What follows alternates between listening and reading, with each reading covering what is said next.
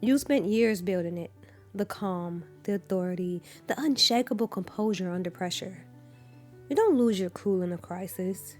You don't let things rattle you visibly. You've trained yourself to be steady in environments that would knock most people sideways. And it works. At work, it absolutely works. But here's what nobody told you when you were building that composure.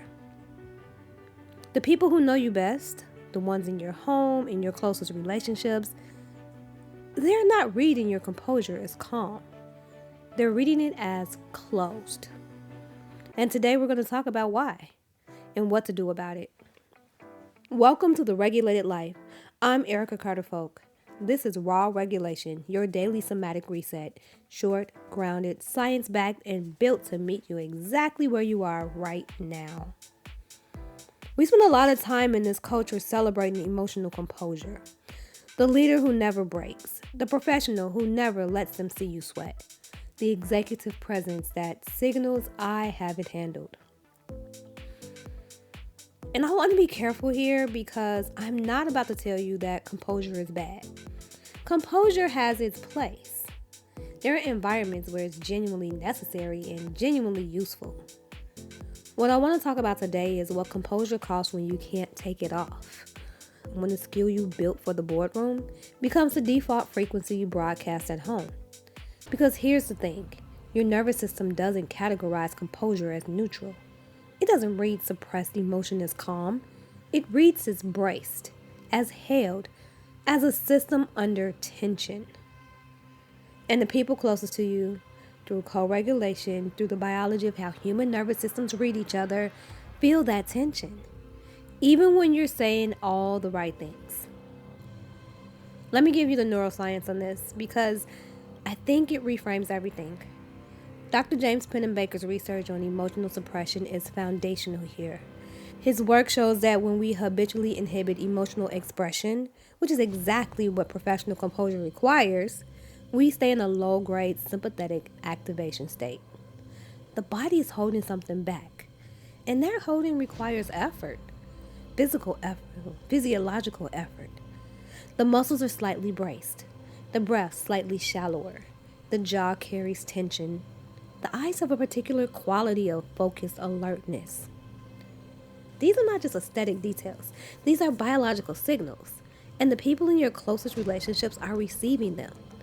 This is co-regulation science, the field of research that shows how human nervous systems literally regulate each other. Dr. Stephen Porges' Polyvagal theory gives us the framework.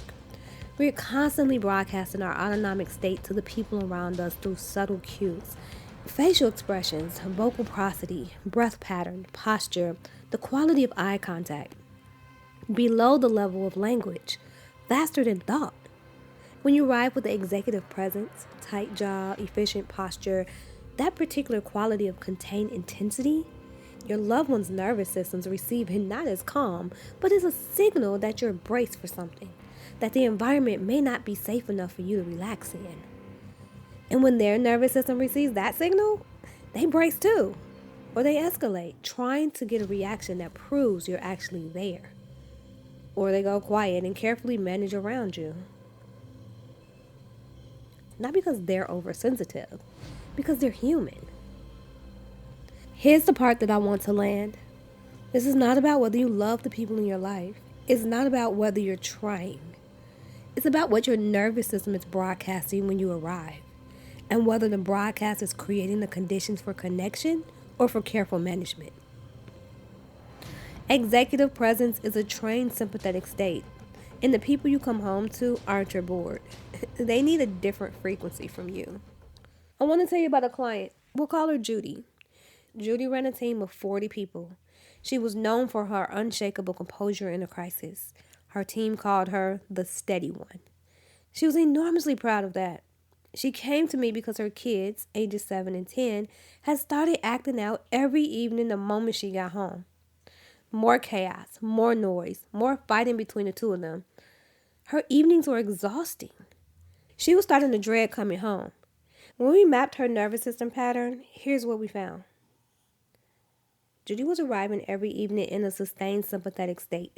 Her composure was intact, her voice was calm, her face was controlled, but underneath all of that, her system was still running a workday program, still held, still braced. Her children weren't misbehaving. Their nervous systems were responding to the signal she was broadcasting. When a child's nervous system receives a braced signal from a primary attachment figure, it activates, it escalates, it tries to find the edge of the container to see what the actual person is underneath the composure. They weren't acting out. They were looking for their mother. When Judy started doing a somatic transition practice before she walked in the door, when she started arriving with an actually softer nervous system, not just a composed face, her kids met her at the door with hugs within 2 weeks. Same kids, different nervous system arriving. That's not a metaphor. That's co-regulation working in real time. Let's do this together right now. The practice is called the threshold soften. It takes about 90 seconds and it's specifically designed for the composure-trained nervous system, the one that's learned to hold itself in a very specific kind of together. First, the jaw drop. Literally let your jaw fall open. Let it hang. Unhinge it. Most of us are carrying significant tension in the masseter muscle, the jaw, all day long. This muscle is deeply connected to the fight response. Clenching the jaw is a pre-fight preparation. Releasing it is a direct nervous system signal. Let the jaw go. Let it be soft. Notice how unfamiliar that might feel. Second, soft eyes. Instead of the focused, scanning gaze of executive presence, let your visual field go wide. Peripheral vision, soft eyes. Don't focus on anything in particular. Let the whole field be present without locking onto any one thing. Soft eyes are a direct vagal activation signal. The ventral vagal state has a particular quality of gaze, open, receptive, not searching. This is the biological look of, I am safe and you are safe with me. You can access that state through the eyes as an entry point. Third, the long exhale. Don't rush the inhale. Just let the breath release, slowly, all the way out. Let the exhale be longer than feels comfortable. Let it be audible. Now, still with soft eyes, jaw release, take one breath in through the nose and let it out slowly. Jaws, eyes, exhale. 30 seconds. That's the gap between arriving composed and arriving available. Use this practice at any threshold moment, in the car, in the elevator, in the parking lot, in the hallway before you open the door. You don't have to perform warmth. You don't have to manufacture softness.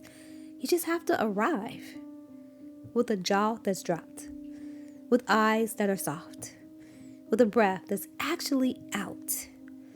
The rest happens naturally because connection is the nervous system's default state when it feels safe enough to access it.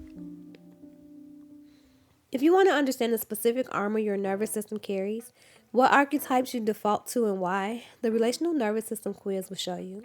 It's free and a link is waiting in the show notes. And if you're ready to do a full system reset with me live, the Stop the Spiral workshop is 60 minutes at $37 at mind-fusion.com/workshop. I'll see you tomorrow.